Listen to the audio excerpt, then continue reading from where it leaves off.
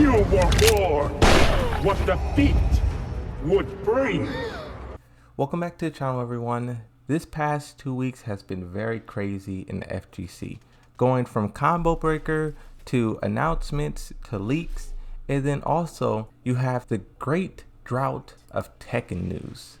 No updates, no news, no seasons, no games, no nothing. It all comes to an end today, and I do want to talk about what was said, what was shown. Even though it wasn't much, I think it's something that we should talk about and break down. Before I do get into the depths of this video, it is Harada's birthday today.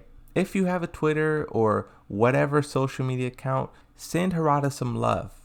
We bombard this guy with Tekken stuff and Christine and, you know, where's this, buff that, do this, the whole entire year. For 1 year, let's show our appreciation, wish him a happy birthday, and tell him you love Tekken.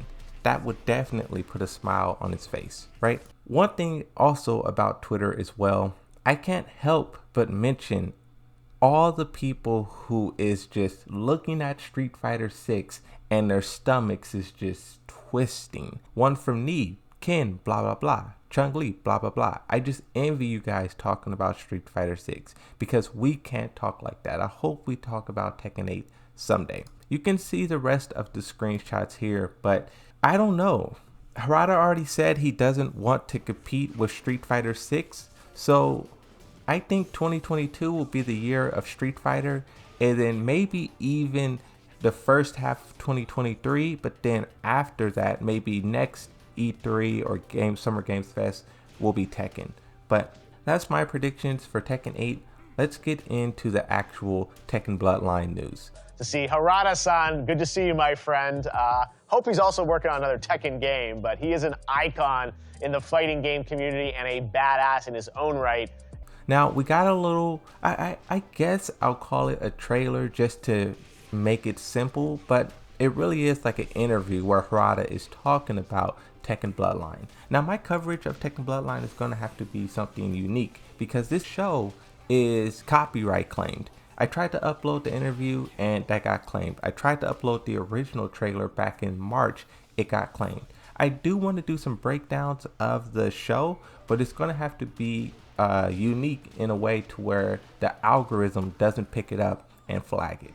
Now the interview starts here with Harada. Now I'm guessing this is in Bandai Namco's building, just judging by the Pac-Man stuff in the background, but he says, "Hello everyone, I've been working at Bandai Namco Entertainment for 27 years on the Tekken 7 project as chief producer.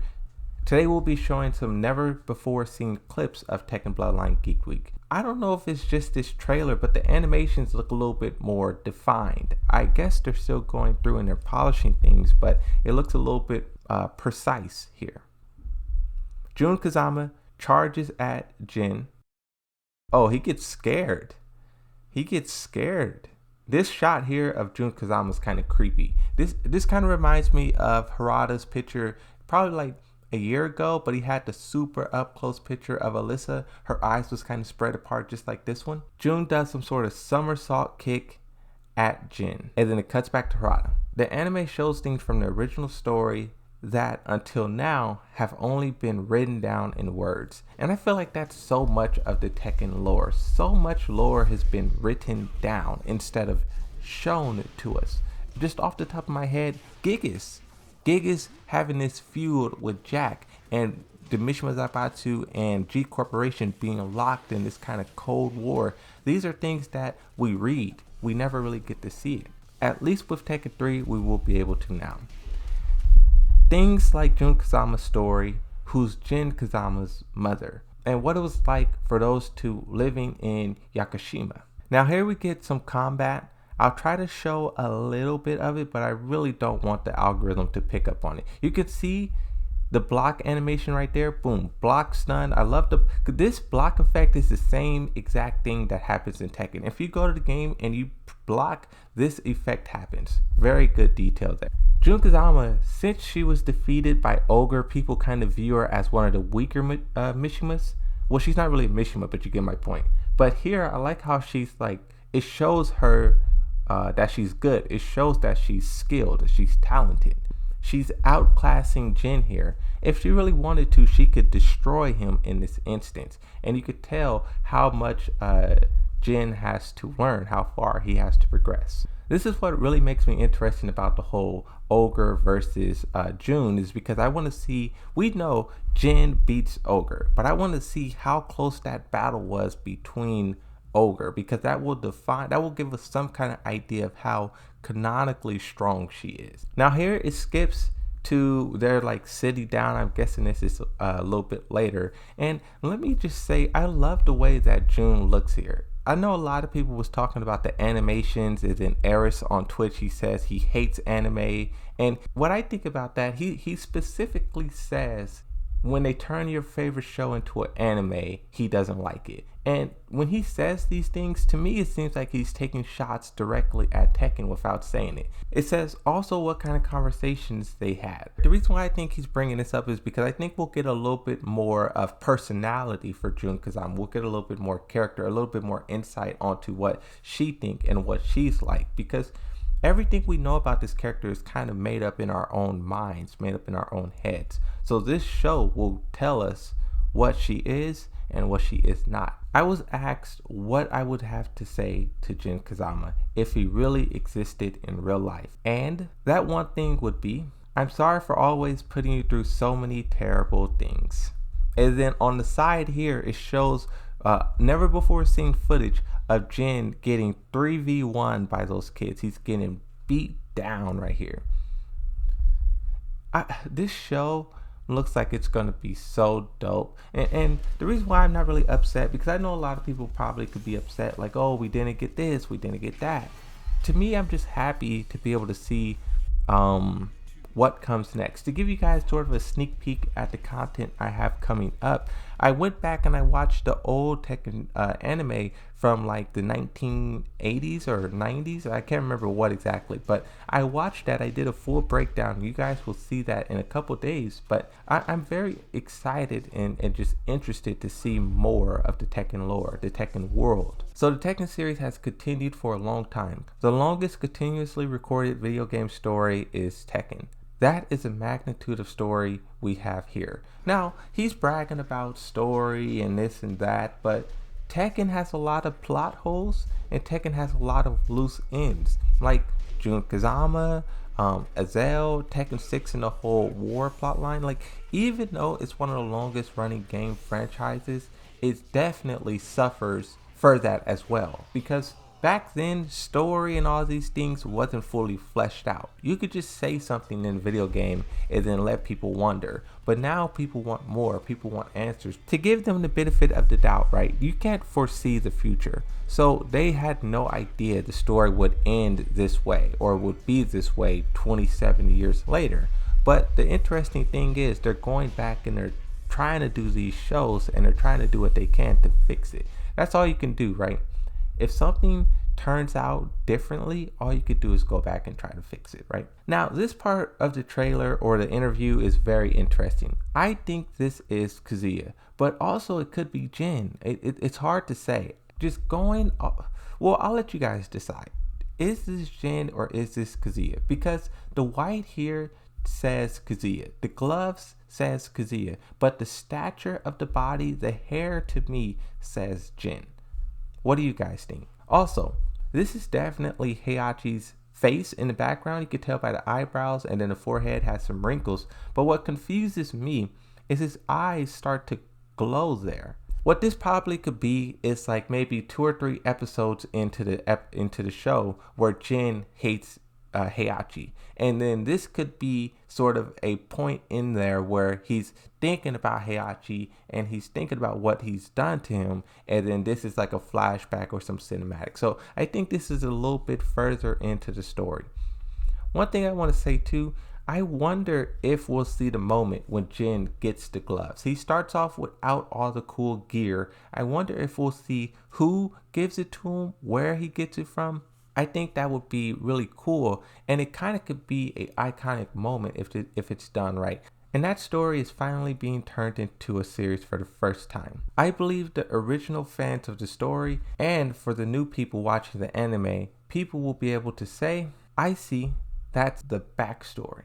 Or I see, that's what happened. So they're trying to go back and fill in the gaps. And there you have it, everyone. Tekken Bloodline on Netflix. Please look forward to watching it. Harada of Tekken Project signing off. Now, this is actually it. We don't get no release date. We don't get nothing else. And considering that it comes out 2022, as they said, you wonder why didn't we get a release date? Now, this part of the video is going to be purely speculation, but what I think they can be doing is, one, they're avoiding competition as Harada says he likes to do. You have great shows like Obi-Wan, The Boys, Stranger Things just came out, Mrs. Marvel just started up. You have a lot of hard-hitting shows that they maybe do not want to compete with.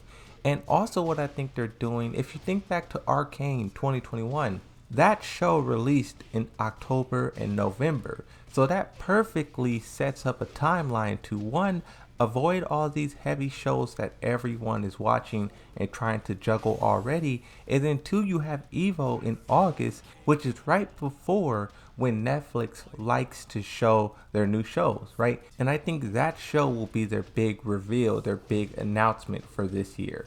I really don't see us getting any Tekken 8 news considering what Harada said a few months ago. I did a full video breaking it down, but basically he doesn't want to compete with Street Fighter 6. He doesn't want the two to collide and crush each other.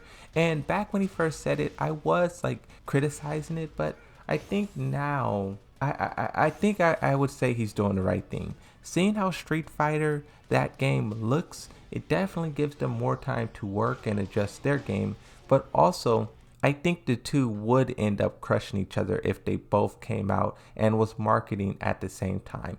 Not only would people have to choose which fighting game they buy, the same way people choose between Call of Duty and Battlefield, but also what you would have is the FGC itself ripping each other apart. When I was covering Street Fighter this whole week, Tekken people was in the comments attacking, Street Fighter people were in the comments attacking. I could just imagine if both games was being marketed at the same time. It would be chaos. You would think it's the Tekken 6 storyline, the way the two communities would fight each other.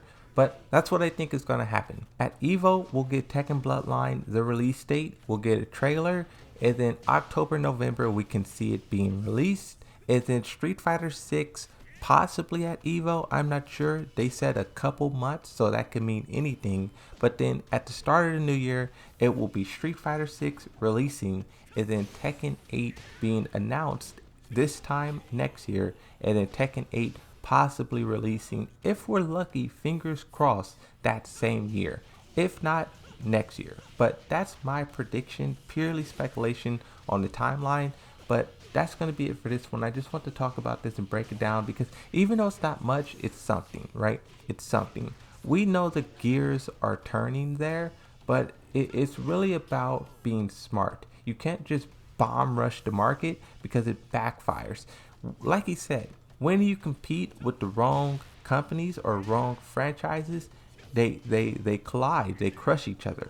And sometimes you may get crushed more than the other. Think about how many games was given the title GTA Killer over the past decade, but all of those games are gone and GTA is still here, right? But that's going to be it for this video. I just want to talk about this and share my thoughts and also give a little bit of speculation at the end. Stay tuned for some of the stuff that I have coming up. I have a lot of good things that I want to put on this channel, but the Street Fighter 6 release dates and leaks and all that stuff was sort of delaying that content. So now that we're past that, back to the regularly scheduled program. Thanks for watching. I'll see you guys next time, and bye-bye.